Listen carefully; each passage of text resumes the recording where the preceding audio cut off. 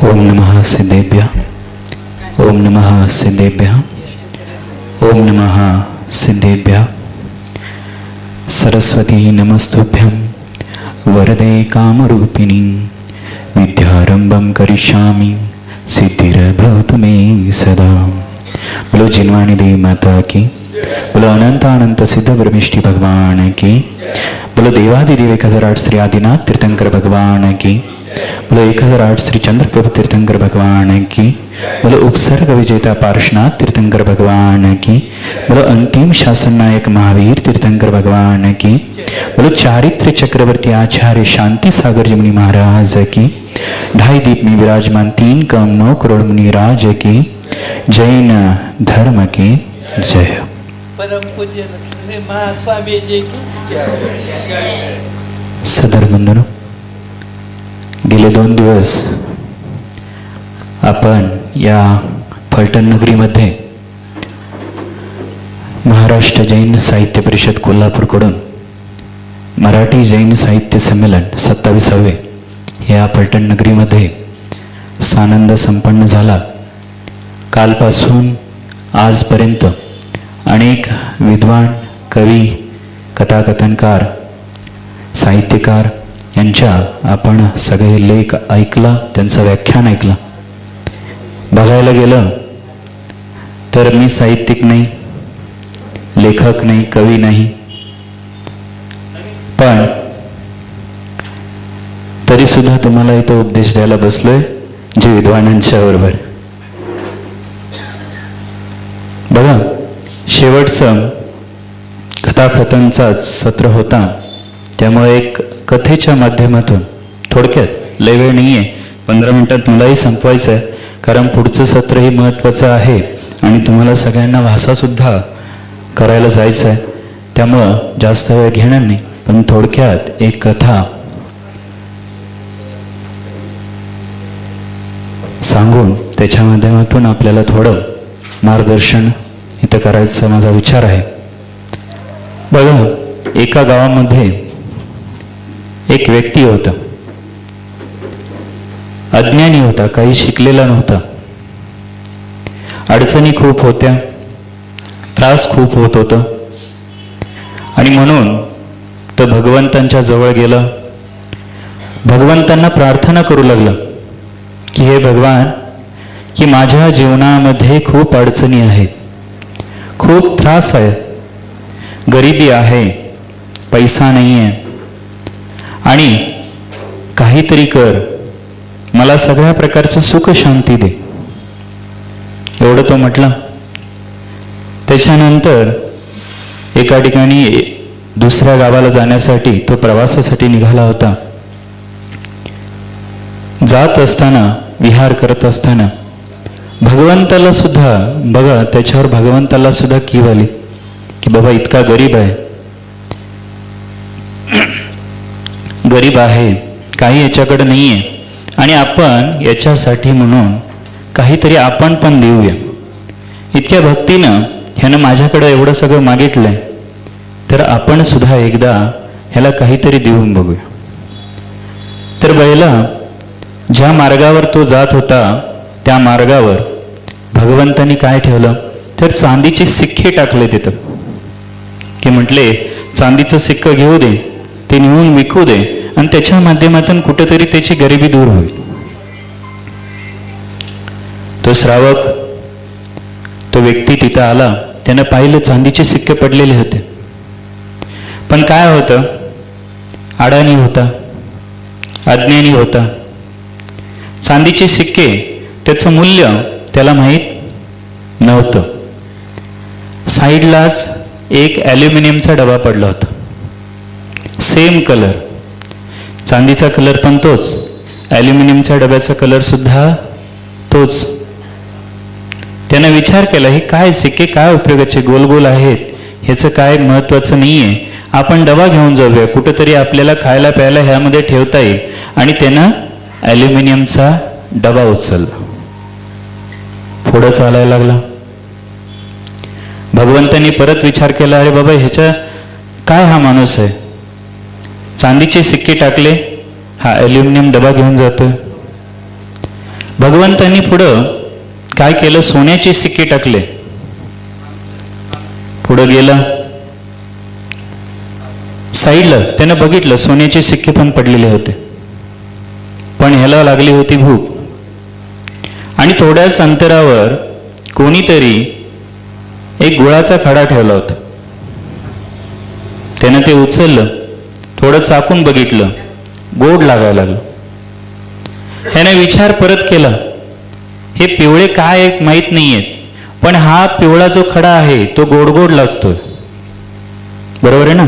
सोनं पण दिसायला पिवळंच असते आणि गुळाचा खडा सुद्धा पिवळाच दिसतोय. तो म्हटला, आपण ह्या पिवळ्या लोखंडाचे तुकडे आहेत, ह्याच्यापेक्षा आपल्याला हे गुळाचे खडे खूप गोड लागतात.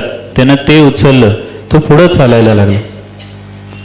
भगवंतांनी विचार केला, अरे बाबा ह्याला चांदी दिलं, सोनं दिलं, तरी सुद्धा हा काही ते उचलत नाही. भगवंतांनी पुढं हिरे टाकले. म्हटले, आता तरी बाबा हे हिरे घेऊन तरी हा श्रीमंत होईल. पण अज्ञानी शेवटी. आणि तो पुढे गेला. परत त्यानं पाहिलं की पायामध्ये म्हणजे रस्त्यामध्ये हिऱ्यासारखे तुकडे पडले होते, काचेसारखे दिसत होते. साईडलाच आरशाचे सुद्धा फुटलेले तुकडे पडले होते. ह्यानं विचार केला, हे बाबा काचेचे तुकडे काही उपयोगाचे नाहीत, आरसा आपल्याला कुठंतरी आपल्याला बघायला उपयोगाला येईल. आणि त्यानं हिऱ्याचे तुकडे सुद्धा सोडून दिले आणि काय केलं, आरशाचे तुकडे घेऊन पुढं गेलं. आणि पुढं गेल्यानंतर परत काही काळानंतर भगवंतांनी आता म्हटलं, हा तरी काही बाबा उपयोगाचं नाही, ह्याला सगळं देऊन बघितलं पण तरी सुद्धा काही उपयोग नाही, आता मात्र तर सोडून देऊया. आणि पुढं गेल्यानंतर परत तो भगवंतांच्याकडं हात जोडला, म्हणाला, भगवान तुझ्याकडे इतकं मी मागितलं पण मला काय दिलास तू? इतकं मी तुझ्याकडे धनधान्य, आरोग्य, ऐश्वर्य सगळं मागितलं पण मला काय दिलास? ॲल्युमिनियमचा हे साधा डबा, गुळाचे तुकडे आणि फुटलेला आरसा, काचेचे तुकडे, हे सगळं दिलास. हे काही चांगलं नाही. आणि कुठंतरी अजून बघ मला द्यायला जमते काय काहीतरी. आता मात्र देवाला सुद्धा राहवलं नाही. देवाने एका मनुष्याचं रूप घेऊन त्या माणसासमोर देव आले आणि ते म्हणायला लागले, अरे मूर्ख मानवा, भगवंतांनी तुला दिले जगातील 3 अनमोल रत्न. भगवंतांनी तुला दिले जगातील 3 अनमोल रत्न, पण अज्ञानापायी हरवून बसलास तू. अज्ञानापायी हरवून बसलास तू. एकदा तरी कर आत्मचिंतन, एकदा तरी कर आत्मचिंतन. मोह लोभापायी, मोह माया लोभापायी काय बसलायस तू हरवून. सांगायचं काय उद्देश आहे? बघा, अज्ञान सगळ्यात मूळ कारण आहे. जो अज्ञानी व्यक्ती आहे त्याला समोर ठेवलेलं धन धान्य सुद्धा काही समजत नाही. तसं आपलं झालेलं आहे. भगवंतांनी आपल्याला 3 रत्न दिलेत, बरोबर आहे ना? सम्यक दर्शन, ज्ञान आणि चारित्र्य. सम्यक दर्शन, ज्ञान, चारित्र्यानं तुम्हाला मोक्ष, जे शाश्वत सुख आहे ते तुम्हाला मिळू शकते. पण आपण मोह माया लोभापायी काय करतोय? ते सगळं, जिथं चांदी सोनं हे रत्न आहेत, लक्षात घ्या, हे रत्नत्रय आहे. आणि हे सगळं हरवून बसून काय करतोय मानव? काय करायला लागलाय? मोह माया लोभापायी अज्ञानामध्ये, अंधकारामध्ये, अज्ञानाच्या अंधकारामध्ये सगळं हरवून बसतोय. तसं आज आपलं होतं. बघा, हे साहित्य परिषद एवढ्यासाठी आमच्या गुरु महाराजांनी चालू केलं होतं की जे समाज आहे, जसं आज सरांनी म्हटलं की ज्या वेळेला आपण बाहेर जातो किंवा ज्याला अनेक युनिव्हर्सिटीमध्ये जातो, त्यावेळेला जैनॉलॉजीचं सर अभ्यास करतो, ते त्यावेळेचा त्यांचा अनुभव सांगितला की जैन शास्त्र इतकं मोठं असून सुद्धा बाहेर आपल्याला मिळत नाही, त्याचे जाणकार आपल्याला मिळत नाहीत.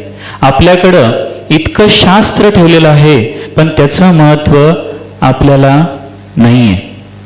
आणि त्याच्यासाठी समाजातील असेच, जसं भगवंतानी माणसाचं रूप घेऊन येऊन त्या माणसाला थोडक्याच शब्दामध्ये 4 ओळीमध्ये समजावून सांगितलं की त्यानं काय हरवून बसलंय.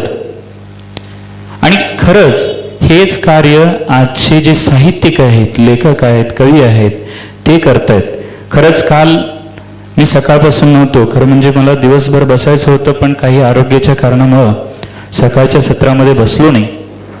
त्याची खंत खरं मला वाटली, कारण संध्याकाळच्या वेळेला ज्यावेळेला कवी संमेलन होतं त्याला खरं सर मी पहिल्यांदाच कवी संमेलनाला बसलो होतो, कारण वसगडेमध्ये सुद्धा मी बसलो नव्हतो संमेलनाला. पण खरंच काल कवी संमेलनाला बसलो. खरं म्हणजे सरांनी खूप, आपल्या बेळंके सरांनी सांगितलं होतं की कवी कोण असतो. कवी कोण असतो? जो हजर जबाबी असतो, लगेच उलट उत्तर देतो. पण देत असताना बघा, कवींच्या शब्दामध्ये इतकी सुंदरता आहे, दुसऱ्याच्या मनाला वाईट सुद्धा न वाटता आपल्याला जे सांगायचं आहे ते त्याच्या मनापर्यंत पोचवून थोड्या शब्दामध्ये. नाहीतर आपण भांडणामध्ये अनेक तासनतास भांडत असतो हे ते म्हणत, पण कवी असे असतात, घ्यायचं तर मनाचा काय म्हणतात, आघात करू शकतात, मनावर सुद्धा आघात करू शकतात, आणि जर वाटलंच तर प्रेमाची उधळण सुद्धा करू शकतात. कारण प्रियकर प्रेयसीला कवीमधूनच, कवीच्या लेखामधूनच काय करत असतो. आता मला माझं थोडं आता ह्या नवीन युगातला हे मराठी शब्द एवढे आठवत नाहीत, त्यामुळे प्रपोज करताना सुद्धा कुठंतरी प्रियकर काय करत असतो, कवींची काही शब्द सुचलत असतो. तर हेच असेच कवी आहेत बघा. अशा साहित्यकारांची गरज खरं समाजाला आहे. आपण कुठंतरी हरवून जातो. शास्त्र जे आहे बघा, हे मराठी जैन साहित्य परिषद, खरं म्हणजे जैन शास्त्रावर ज्यावेळेला मी काल येत असताना आमच्या साहित्य परिषदेचा उद्देश काय हे वाचत होतो, तर ह्यामध्ये फक्त मराठी जैन शास्त्र म्हणजे आपण असं मराठी जैन साहित्य परिषद असं म्हटल्याबरोबर आपल्याला असं वाटतंय की जैन शास्त्र त्याच्याबद्दलच हे साहित्य परिषद आहे. परंतु बघा, आमचे गुरुदेव आणि जे काही विद्वान त्यावेळेला होते त्यांनी उद्देश लिहिताना सांगितलं की जैन शास्त्र नाही, तर जैन शास्त्राबद्दल मराठीमध्ये असलेल्या विद्वानांनी जे काही रचना केलेत ते म्हणजे मराठी जैन साहित्य परिषद, आणि तेच सगळ्याचं प्रतीक आहे. आणि मला त्याचा काल अनुभव सुद्धा, कारण काल अध्यक्ष म्हणून जे उद्घाटन करण्यासाठी श्रीमंत कोकाटे सर आले होते, त्याच्यानंतर सिकंदर सर आले होते. हे अजैन असून सुद्धा आपल्या जैन शास्त्राबद्दल अनेक प्रकारे त्यांनी संशोधन केलेलं आहे. त्याचं विवेचन चांगल्या पद्धतीनं त्यांनी काल सुद्धा केलं. दोघांनी अत्यंत सुरेख पद्धतीनं, अनेक लोक आहेत त्यांची नावं मला माहीत नाही, परंतु अनेक लोक असं आहेत ज्यांनी जैन धर्माचा शास्त्राचा अभ्यास केला आणि जैन शास्त्र लोकांच्यापर्यंत पोचवलेलं आहे. तर अशा सर्व साहित्यिकांना खरंच खूप आशीर्वाद. आजचं हे साहित्य परिषद फलटण नगरीमध्ये होत आहे. खरं म्हणजे हे दुसरं साहित्य परिषद ह्या फलटण नगरीमध्ये होत आहे, कारण आमच्या गुरु महाराजांच्या सानिध्य तसंच बाकीचे जे विद्वान आहे त्यांच्या सानिध्यामध्ये 1995ला ह्याच फलटण नगरीमध्ये 9वे साहित्य परिषद, 7वं काय 9वं सर, 9वं साहित्य परिषद हे फलटण नगरीमध्ये झालं होतं. आणि त्याच्यानंतर बघा, तिप्पट 9व्यानंतर हे 27वं साहित्य परिषद हे या फलटण नगरीमध्ये होतंय. आणि ह्या फलटण नगरीची एक खासियत, मी 2-3 दिवस मागही 2-3 वेळा येऊन गेलो, आज आत्ता सुद्धा 2 दिवस आहे. प्रकाशभाईंनी खूप खरंच चांगली व्यवस्था आमची ह्या 2 दिवसामध्ये केली. मी ज्यावेळेला इथं फलटण नगरीमध्ये अनेक ठिकाणी फिरलो, 2-4 वेळा आलेलो, त्यावेळेला एक जाणवलं, दक्षिण काशी, जैनांची दक्षिण काशी असं का म्हटलं जातं. फक्त साहित्यासाठी असं म्हणणं म्हणजे सुद्धा मला चुकीचं वाटतं. कारण साहित्य तर आहेच. इथं आचार्य शांतीसागर महाराजांनी षटखंडागम असो, तत्वार सूत्र असो, धवला जय धवला असो, ह्या अनेक ग्रंथांचं ताम्रपटावर उत्कीर्ण करून घेतलं आणि त्या शास्त्राचं रक्षण हे तर केलं जात आहे. परंतु हे झालं शास्त्राचं कार्य. पण या फलटण नगरीमधल्या जैन समाजाचं एक मला चांगलं वाटतंय, ते म्हणजे इथं असलेली संस्कृती इथल्या लोकांनी जपलेली. जैन धर्म खरा जपलेला आहे. कारण आमच्याकडेही पाहतो, आमच्याकडे मोठा समाज आहे जैनांचा. परंतु आज अनेक आलेल्या विचारांच्या मध्ये बदल, त्यामुळं घरं विभक्त होत आहेत, भांडण तंटा होतोय घरामध्ये.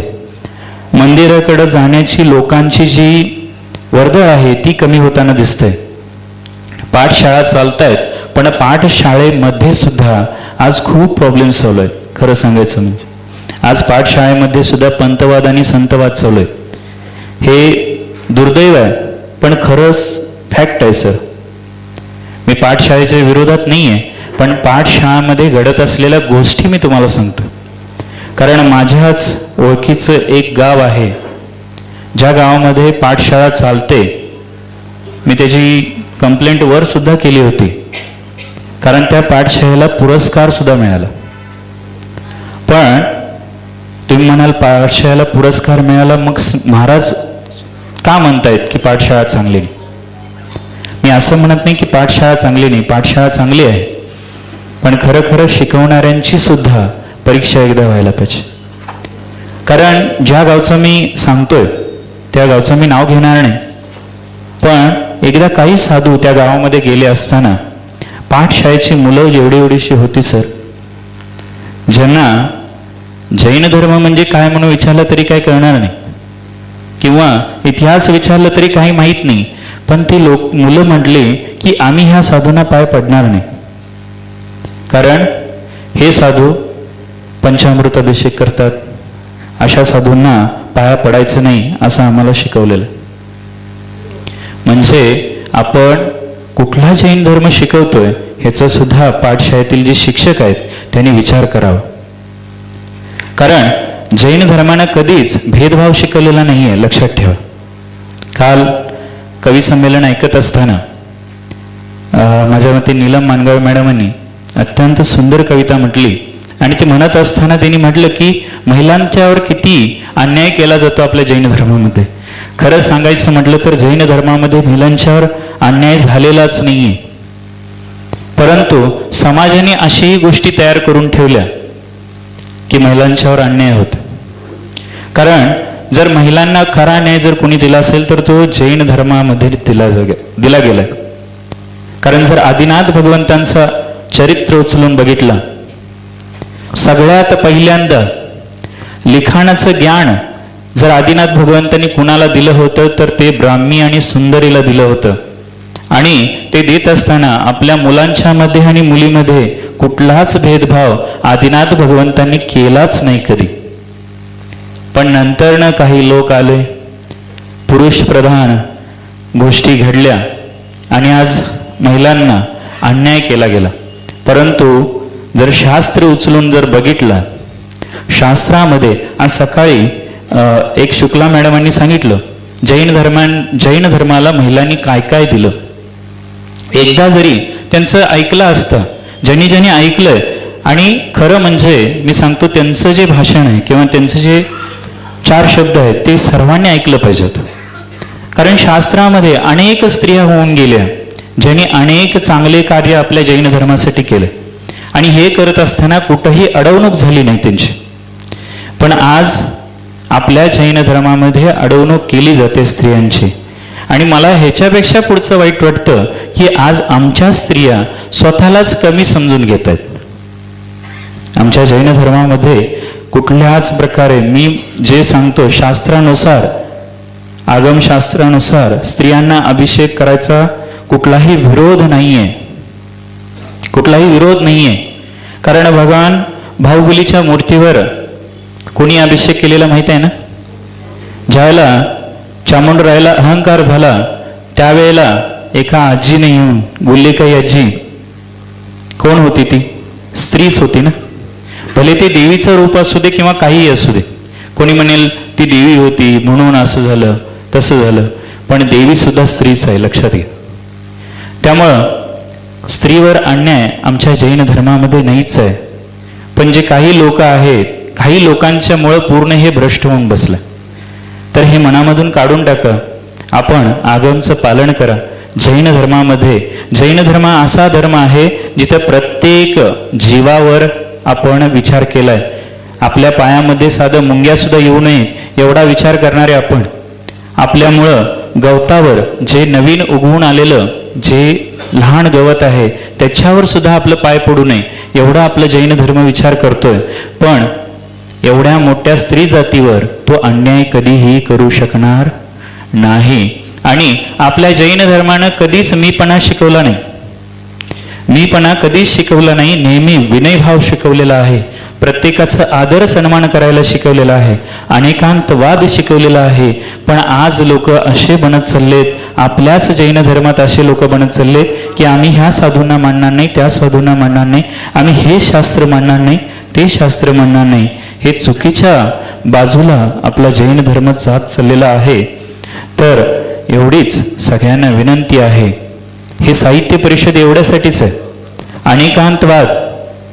काल मला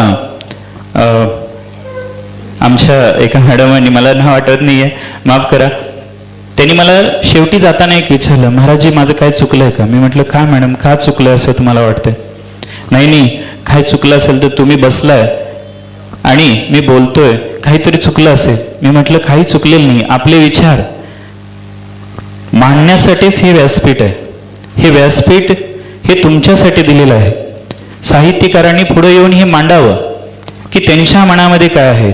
आजचं जसं सर म्हणाले की मी आज 21व्या शतकातील जे मुलं आहेत त्यांच्या दृष्टिकोनातून जैन धर्म पाहू इच्छितो. कारण ती मुलं विचारतायत आपल्याला की आम्हाला काय पाहिजे, जैन धर्म आम्हाला काय देऊ इच्छितो ते आम्हाला सांगा. ते सांगायला आपल्याला आलं पाहिजे. आणि खरोखर हेच काळाची गरज आहे. आणि म्हणून जे तुमच्या मनामध्ये आहे ते सगळ्या जगाला काढलं पाहिजे. म्हणून हे व्यासपीठ तुम्हाला उपलब्ध करून दिलेलं आहे. तर ह्या व्यासपीठाचं आपण सर्वांनी उपभोग घ्या. हे तुमच्यासाठी आहे. मला काल सुद्धा डी सर म्हणत होते की स्वामीजी आज तुम्ही थोडं उद्बोधन करा. मी म्हटलं सर हे माझं व्यासपीठ नाही आहे. माझ्यासाठी दररोज अनेक ठिकाणी पूजा कार्यक्रम, तिथं व्यासपीठ आहे, तिथं मी बोलू शकतो. पण हे व्यासपीठ विद्वान साहित्यिककारांचं आहे, लेखकांचं आहे, कवींचं आहे, कथाकथन करणाऱ्यांचं आहे. तर तिथं त्या लोकांना वाव मिळाला पाहिजे. परत कधी आम्हाला परत येऊन मी परत एकदा फलटणमध्ये तुम्हाला प्रवचन देऊ शकतो. पण हे व्यासपीठ तुमचं आहे, त्याचा उपभोग तुम्ही घेतला पाहिजे. आणि ह्या गोष्टीचा उपभोग समाजानं सुद्धा घेतला पाहिजे. आज ऑनलाईनच्या माध्यमातून 4000 लोकांनी 5000 लोकांनी पाहिलेलं आहे. पण मला वाटतं की अजून ह्या गोष्टीचा सर्वांनी फायदा आपल्या जीवनामध्ये सर्व लोकांनी करून घेतलं पाहिजे. उद्दिष्ट जसं मगाशी सर म्हणाले की आपलं साहित्य संमेलनाचं एखादं अधिवेशन हे अमेरिकेत भरलं पाहिजे. सर खरं सांगायचं म्हणजे काही महिन्यापूर्वीच आमचं आणि डी सरांचं ह्याच्यावर बोलणं झालं होतं.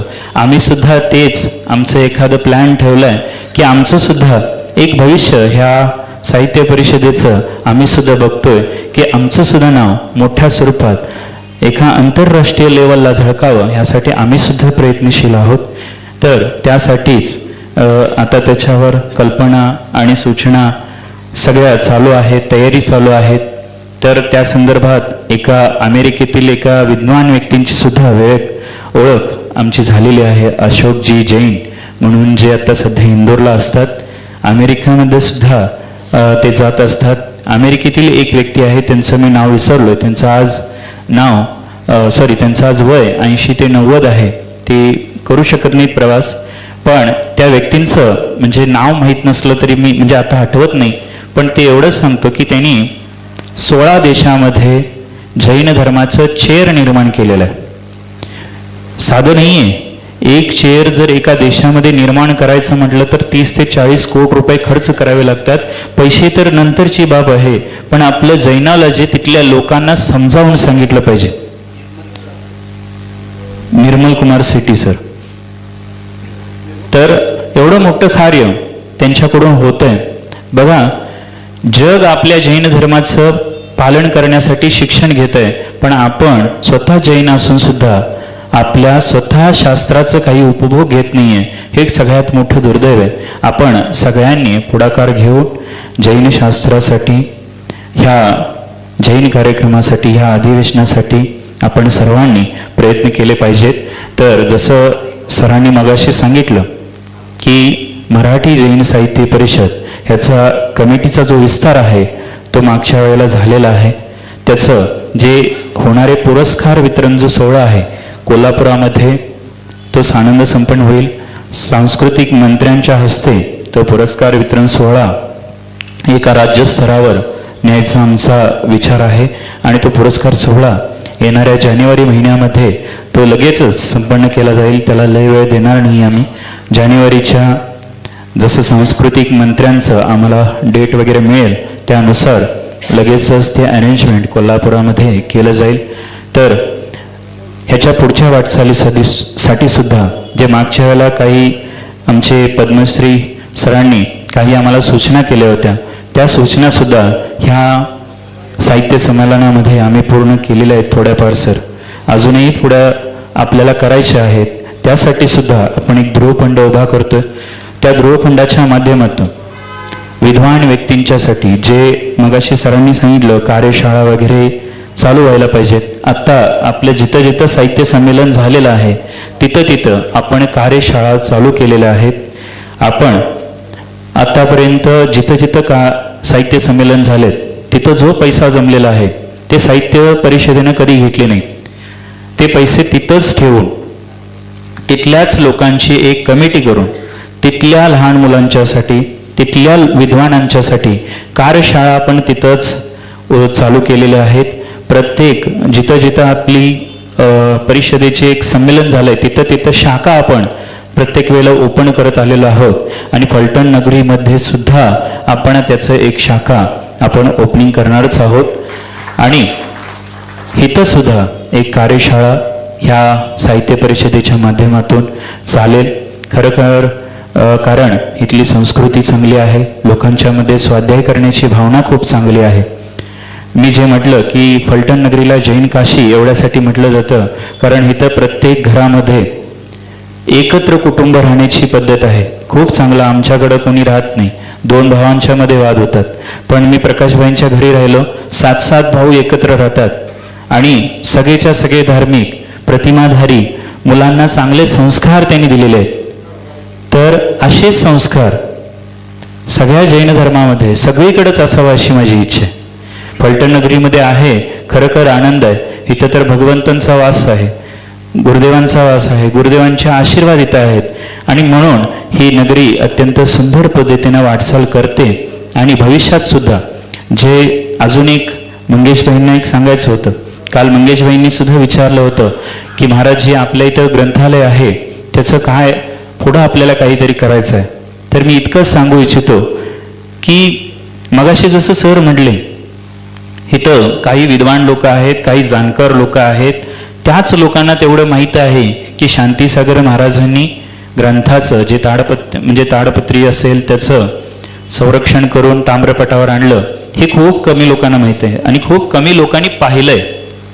तर आपलं सरकार असो, गव्हर्नमेंटच्या माध्यमातून, मायनॉरिटी कमिशनच्या माध्यमातून एक मोठं लायब्ररी इथं ह्या फलटण नगरीमध्ये उभं राहावं.